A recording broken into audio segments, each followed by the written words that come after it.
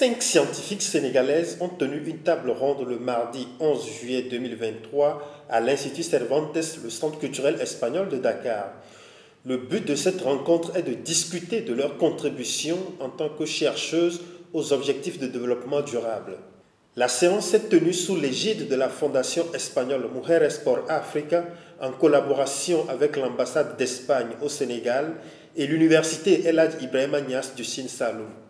Pour la modératrice de la rencontre, le professeur Ndeye Koumba Kane Touré, une telle séance permet de mettre un coup de projecteur sur le travail peu connu des femmes scientifiques.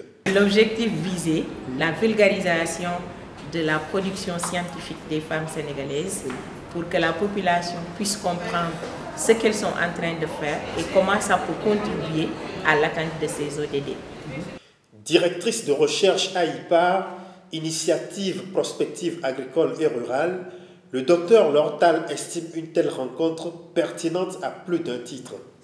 Je crois qu'il y a deux grandes raisons pour lesquelles des femmes devraient se retrouver pour parler de leur contribution aux objectifs de développement durable. Tout d'abord, parmi les 17 objectifs de développement durable, on en a un, le 5e, qui concerne l'égalité des genres. Et donc, une de nos discussions était de comprendre qui étaient ces femmes chercheurs, combien elles étaient, est-ce qu'elles étaient nombreuses, et on s'est rendu compte que les femmes en recherche représentaient 25% des femmes, 25% des chercheurs au Sénégal, et que de ces 25%, 10% seulement étaient en sciences. Ça, c'est le premier point. Le deuxième point, c'est que on voulait comprendre à quoi s'intéressaient ces femmes, sur quoi elles travaillaient, est-ce que les femmes travaillent sur des sujets différents de ceux des hommes, est-ce que les femmes abordent les questions de recherche de façon différente des hommes. Intitulé « Contribution des scientifiques sénégalaises aux objectifs de développement durable, défis et perspectives », cette table ronde a permis à chacune d'évoquer son parcours avant de répondre aux questions de la modératrice. Elles sont mathématiciennes, agroécologues, informaticiennes ou encore microbiologistes. 5 scientifiques dont l'ambition de chacune à la base est de résoudre un problème concret de développement. Qu'est-ce qui vous a motivé à choisir les sciences et précisément ce domaine? C'est une passion qui est née quand j'étais toute petite dans une famille où on avait des femmes de ménage qui nous venaient des villages et qui nous racontaient les soirs les conditions de vie et qui devaient chaque vacances retourner au village et s'adonner aux travaux champêtres. Et là, c'était l'empathie qui me gagnait de jour en jour. Et je disais pourquoi ne pas contribuer à améliorer les conditions de vie de ces ménages du milieu rural, étant citadine. Je suis microbiologiste du sol de formation et je suis intéressée par l'étude des interactions sol-plante-micro-organismes pour produire des biofertilisants afin d'améliorer la fertilité des sols.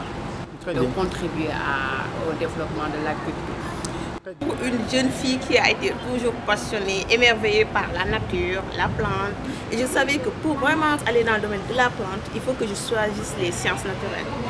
Et après, dans cette science naturelle, je me suis vue en fait dans la logique d'améliorer les conditions des femmes. Parce que je voyais que dans l'agriculture, les femmes étaient là et souffraient. Donc, dans les sciences naturelles, on avait la possibilité de faire la biologie animale, la biologie végétale et la géologie. Et j'ai choisi la biologie végétale toujours dans le souci d'aller vraiment vers la plante, l'agriculture et tout ce qui touchait à la nature en quelque sorte. Je pensais vraiment contribuer au développement de l'agriculture avec des outils qui sont développés, des pratiques qui sont améliorées. Et pour ceux qui en doutent, aussi bien les mathématiques que l'informatique ont leur partition à jouer dans les politiques publiques mises en place pour l'atteinte des ODD. Les docteurs Faguei et Marie, toutes deux Ndiaye, sont les reines-mères de ces domaines de recherche. Alors, dans mon domaine,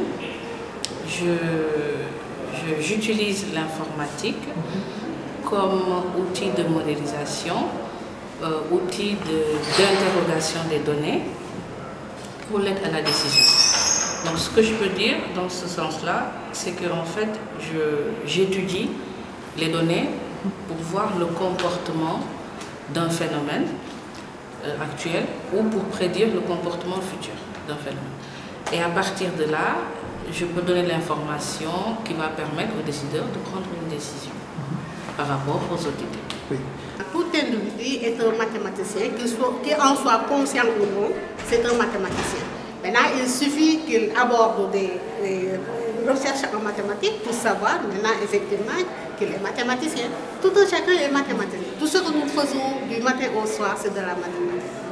Il faut que tout le monde prenne conscience de l'utilité des mathématiques pour que les mathématiques soient accessibles à tout le monde.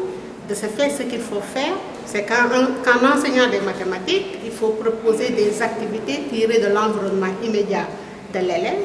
Et à partir de cette activité-là, tirée de l'environnement immédiat de l'élève, il découvre, non seulement il résout cette activité-là, en découvrant des notions mathématiques qui sont derrière.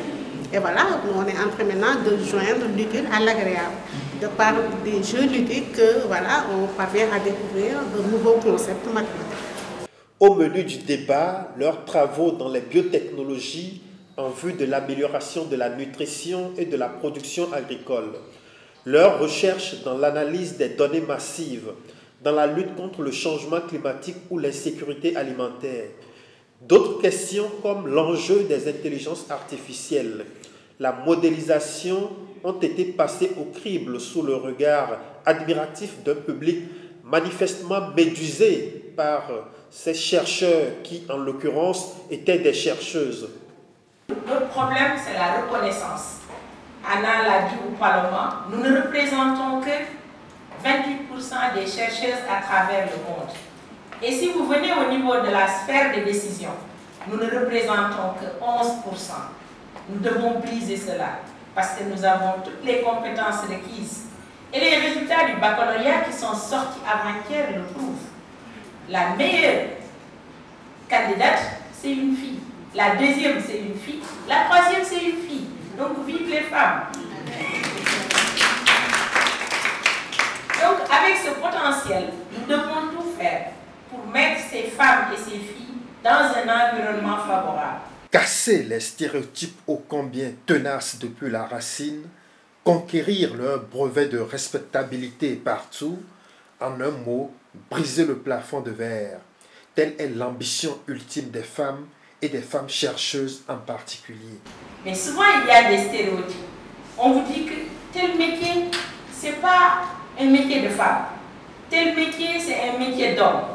Nous devons conscientiser la population, sensibiliser la population pour qu'elle puisse comprendre que les femmes ont un rôle à jouer et que ces métiers qui sont dits des métiers d'hommes sont des métiers aussi bien d'hommes que de femmes et les femmes peuvent faire la différence.